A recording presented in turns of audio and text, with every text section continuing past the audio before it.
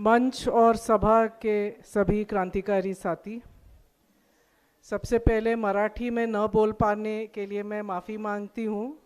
मैं मध्य प्रदेश से हूँ, मध्य प्रदेश के एक आदिवासी संगठन की कार्यकर्ता हूँ। मैं हिंदी में थोड़ा आपको बोर करूँगी। आज स्त्री मुक्ति दिवस पर हमें फिर से याद करना है और रोज़ याद रखना है कि ब्राह्मणवाद, मनुवाद, हिंदुत्व, पूंजीवाद और पितृसत्ता सब एक दूसरे से ऐसे गुथे हुए हैं कि एक का विरोध किए मतलब आप अकेले एक का विरोध नहीं कर सकते। इन सभी का विरोध करना है, इन सभी का नाश करके हमें एक मानवीय मूल्यों का एक समाज खड़ा करना है। कई बार पितृसत्ता को हम भूल जाते हैं कि पितृसत्ता कितना मनुवाद, ब्राह्मणवाद, हिंदुत्व और पूंजीवाद के खिलाफ जिसके खिलाफ हम लड़ रहे हैं, उसका कितना एक अभिन्न अंग है, वो हम भूल जाते हैं। आज हमें याद करना है।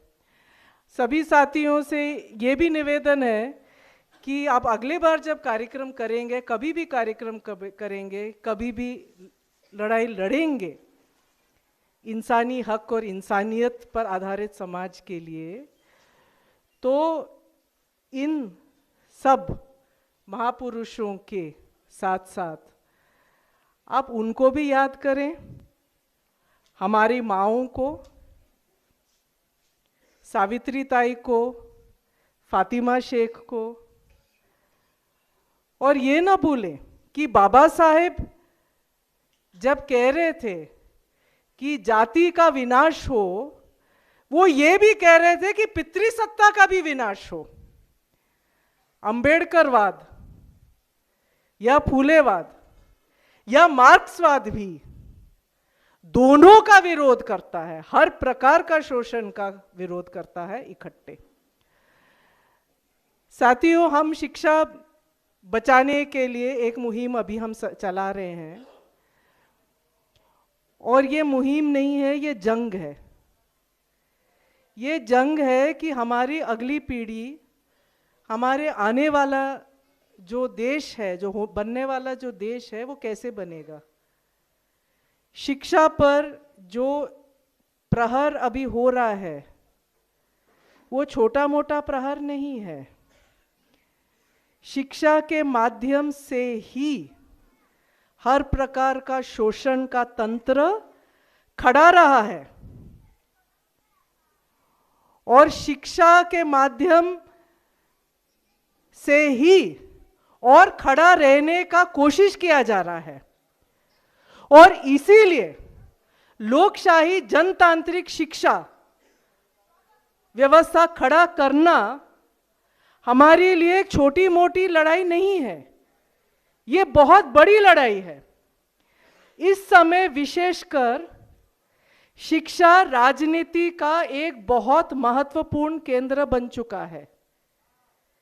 हिंदुत्ववादी, ब्राह्मणवादी, मनुवादी ताकतें पूंजीवादी ताकतों से मिलके दोनों ने एक अपना एक वो बना लिया है, एकजुटता, एक गुट बन गए हैं।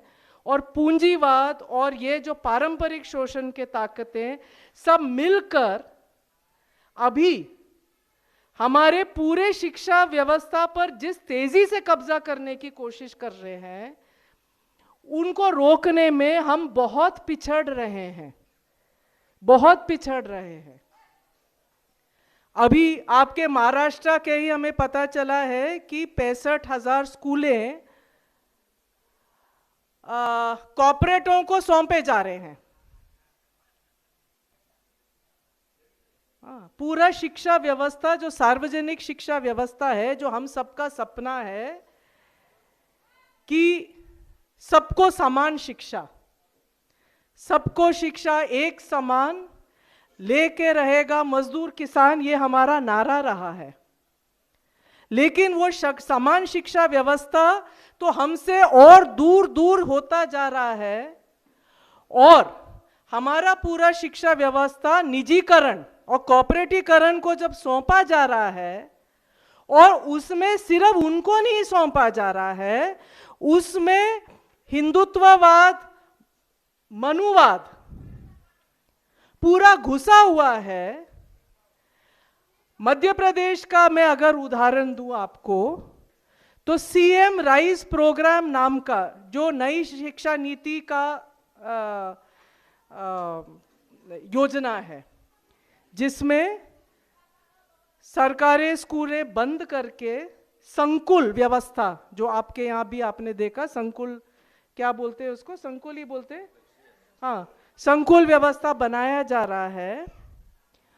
यानी कि हमारे यहाँ बोला जा रहा है कि एक विधानसभा में एक बेहतर स्कूल होगा, एक बेहतर स्कूल, और 1,20,000 स्कूलों के बदले सरकार पूरी ताकत लगाएगी 9,000 स्कूलों पर मात्र, और बाकी स्कूलों में ना शिक्षक के लिए व्यवस्था होगी ना फंड का व्यवस्था होगा, सिर्फ 9,000 स्कूल है।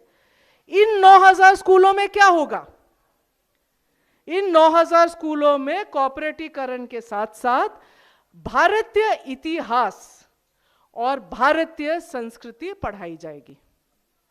आप सब जानते हैं कि इसका मतलब क्या है, कौन सी इतिहास और कौन सी संस्कृति। तो कॉर्पोरेटीकरण और मनुवाद जो एक दूसरे से ऐसे गुथे हुए हैं, हमें दोनों से इकट्ठे ही लड़ना पड़ेगा, और लोकतांत्रिक संवैधानिक सोच को जिंदा भी रखने के लिए, कि हमारे बच्चों को जो हम नैसर्गिक तौर पर उस सोच को हमें मिला था विरासत में, वो हमारे बच्चों को नहीं मिलने वाला है जब तक हम लड़के उसको बचा के वो हमारे बच्चों को हम नहीं दिलाएं।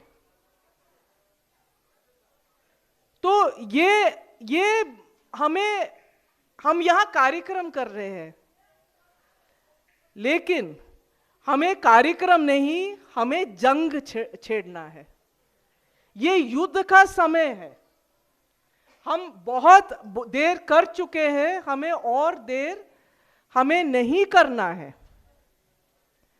मैं आदिवासी क्षेत्र में रहती हूं, मुझे मालूम है कि किस तरह हमारे स्कूल बंद हो रहे हैं, स्कूलों में शिक्षक नहीं है। 1,00,000 वैकेंसी है मध्य प्रदेश में शिक्षकों की, लेकिन फिर भी कह रहे हैं कि अरे शिक्षक की भर्ती क्यों करें, स्कूल ही बंद कर दो। और हमारे आदिवासी क्षेत्र में जहां वैसे भी पूंजीवाद के हमले के कारण इतना भयंकर पलायन हो रहा है, गांव के गांव खाली हो रहे हैं, मजदूरी के खोज में लोग निकल रहे हैं, और बच्चे मां बाप के साथ जा रहे हैं। एक पीढ़ी मां बाप का खत्म, अगला पीढ़ी उनके बच्चों का खत्म। और ये सिर्फ हमारा नहीं है, ये आपके भी, महाराष्ट्र का भी यही भविष्य के ओर लिया जा रहा है, पूरे देश को इसी भविष्य की ओर। क्या करना है हमारे बच्चों को पढ़ के?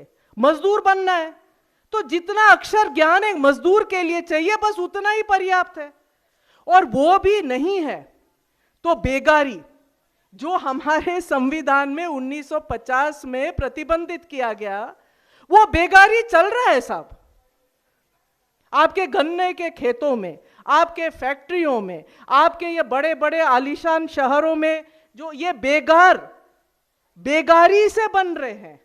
नया भारत जो हमें परोसा जा रहा है, नया भारत, न्यू इंडिया, ये बेगारी के नींव पर टिका है। और वो बेगार सबसे ज्यादा कौन है? वही दलित, आदिवासी, बहुजन है, जो हमेशा से बेगारी करते आए हैं। और अभी कॉर्पोरेट न्यू इंडिया में बेगारी का नया चोला पहन के वही बेगारी फिर से करने के लिए मजबूर हैं। हमारी शिक्षा व्यवस्था को बचाना है इससे। हमारे शिक्षा व्यवस्था को बचाना क्या, हमारी शिक्षा व्यवस्था तो एक्चुअली बनी ही नहीं थी। अंबेडकरवादी शिक्षा व्यवस्था हमारा कभी बना ही नहीं था। बनते बनते ही कोख में ही उसको खत्म किया जा रहा है। तो उसको हमें जन्म देना है और उसको बचा के उसको खड़ा करना है। हमारे पूरे सार्वजनिक शिक्षा व्यवस्था जब खत्म हो रहा है, वो पूरे पूंजीवाद को सौंपा जा रहा है कि इस शिक्षा व्यवस्था से आपको कैसे मजदूर बनाने हैं, कैसे गुलाम बनाने हैं। ये शिक्षा व्यवस्था सरकारी खर्च पर हम आपको दे रहे हैं, है ना, हम आपको ये सौंप रहे हैं, आप उसको मजदूर बनाइए, जैसे भी आपको बनाना है। इंसान तो नहीं बनना चाहिए, मजदूर बनना चाहिए।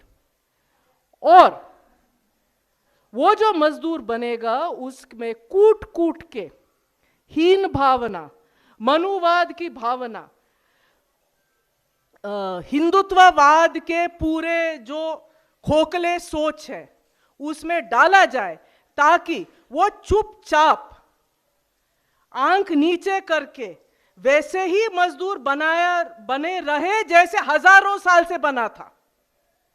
आजादी का सपना न देखें, इज्जत से जीने का सपना न देखें, और भारतीय संस्कृति तथाकथित और तथाकथित भारतीय इतिहास के सामने वो नतमस्तक रहे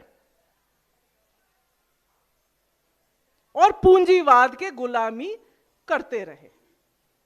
तो ये जो चीज है, इसके खिलाफ हम हमें कैसे लड़ाई लड़ना है, मतलब हमें अभी इसी वक्त हमें पूरे जनतांत्रिक जो ताकतें हैं हमें इकट्ठे करने हैं, और एक युद्ध स्तर पर, एक 24 घंटा भी कम है हमारे लिए एक दिन में, जिसके लिए हमें ये लड़ाई लड़नी है।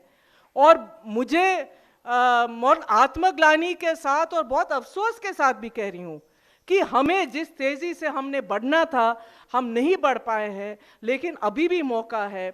हमें अपने समाज को बचाना है, देश को बचाना है, हमें इंसानियत को बचाना है, मानवता को बचाना है ना, और मानवीय समाज को हमें निर्माण करना है। तो हमें 24 घंटे और 365 दिन भी कम है, उसका एक एक पल हमें इस युद्ध में हमें झोंकना है। और इस युद्ध में जो नींव है, जो केंद्र बिंदु है, वो शिक्षा व्यवस्था है। इसीलिए इस शिक्षा व्यवस्था का एक नस है, बहुत ही अहम नस है,